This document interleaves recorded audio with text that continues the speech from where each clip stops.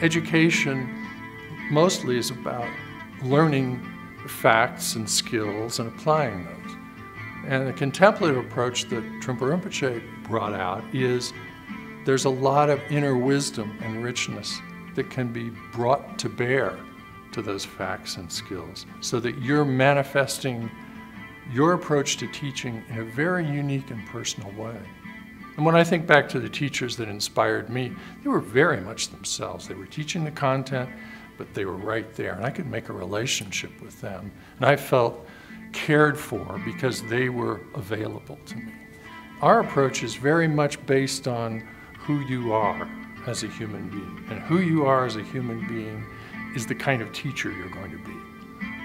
So if you bring mindfulness and awareness to the elements of who you are, wake those up and bring them alive, then you become a very authentic teacher. In meditation practice, you learn to look freshly at each moment and learn to look at your preconceptions and set them aside so that you encounter that student as they are today rather than as you remember them from yesterday.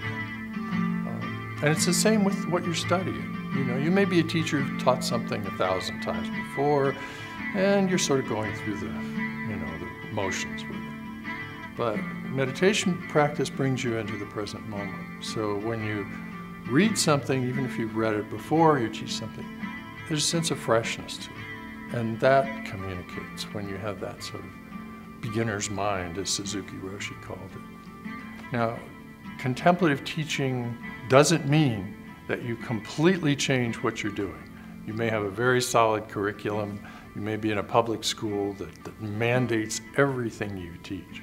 But the way you teach that, how you structure it, how you work with classroom management, makes the difference between having a mechanical approach to education and having a really human approach to education.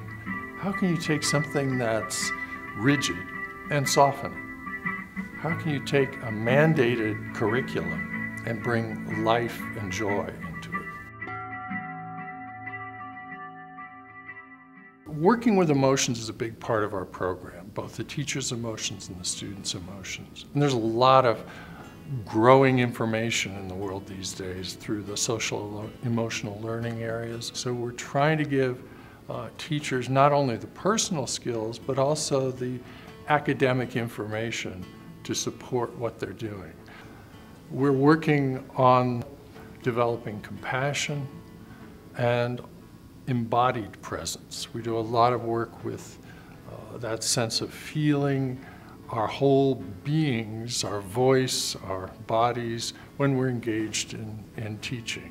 We have a very carefully sequenced path for gradually bringing all the skills that we're learning in the summer for ourselves into students' classrooms. And we guide that with online activities and exercises and further study. Well, each semester there are 2 online courses. One of those courses is called Contemplative Teaching. So what you learned for yourself in the summer about how to learn in a contemplative way, you then begin to pass that along to your students. But mostly from that sense of your own presence as a teacher. So you're very mindful in your relationships with your student. You bring compassion to those exchanges. You work with the presence of your body and your speech.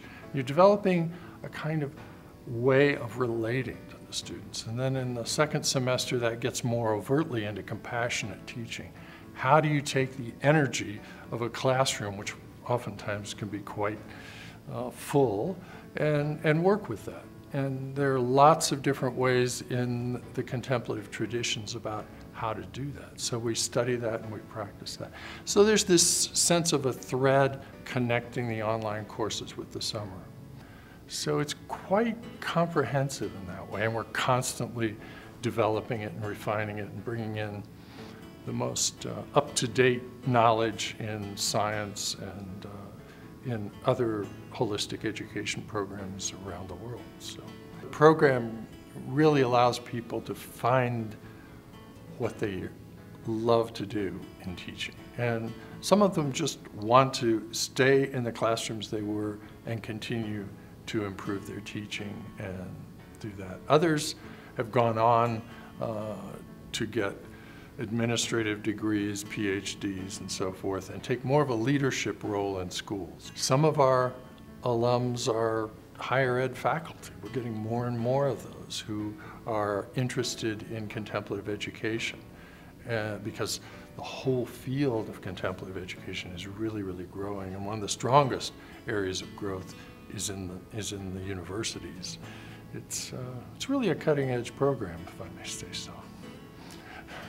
Trungpa Rinpoche, Naropa's founder, had this notion of enlightened society. You know, it's not just about education. It's about what you do with it. It's about where you go, how you can change the world for the better.